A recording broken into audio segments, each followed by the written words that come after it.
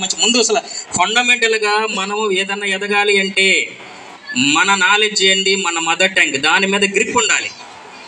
First మన grip ఉండాల్సింది తెలుగు మీద. దాని మీద గ్రిప్ ఉంటేనే ఫర్దర్ అనదర్ లాంగ్వేజ్ మనం నేర్చుకోవడానికి చాలా ఉపయోగపడుతుంది.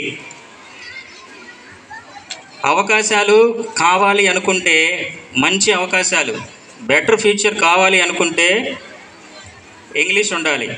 ఒకప్పుడు ప్రపంచ దేశం మొత్తం కూడా అధికంగా మాట్లాడే భాష అంటే చైనీస్ అనేవాళ్ళు. ప్రపంచంలో అత్యధికంగా మాట్లాడే భాష ఏమిటి అంటే at present English only English only. Anywhere in the world everybody speak in English. మీకు కావాలి అంటే ఇంగ్లీష్లో స్పీచ్ 2 నిమిషాలు టైం తీసుకుంటున్నాను మేడం, దయచేసి క్షమించాలి ఒకవేళ నేను లేట్ అయితే మాట్లాడటం. మీకు ఒక చిన్న ఉదాహరణ చెప్పేసి పిల్లలకి నేను నా యొక్క ఈ అవకాశాన్ని సద్వినియోగం చేసుకోవడానికి నిన్ను పిలిచిన 10th class students, if is there anybody here raise your hands. Okay, మీ స్కూల్లో వాటర్ ట్యాంక్ ఉందమ్మా?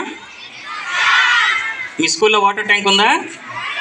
మీరు రోజు డ్రింకింగ్ వాటర్ ఎక్కడ తాగుతున్నారు? మార్నింగ్ అంటే మీకు ఎప్పుడైతే అప్పుడు if you have thirsty you are where your drinking have water ట్యాప్లు ఉన్నాయి కదా మీకు? ఒకటే ట్యాప్ ఉంటుంది కదమ్మా దానికి? So many taps there, 6 or 7 like that. దాంట్లో ఎలా వస్తున్నాయమ్మా వాటరు?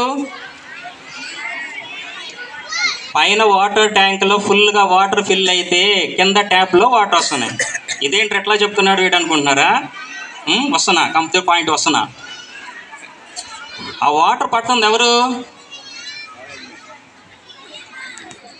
ఇక్కడ వచ్చేసా మీ దగ్గరికి. ఇక్కడ ఉదాహరణ ఏంటంటే water tank is your brain. Okay,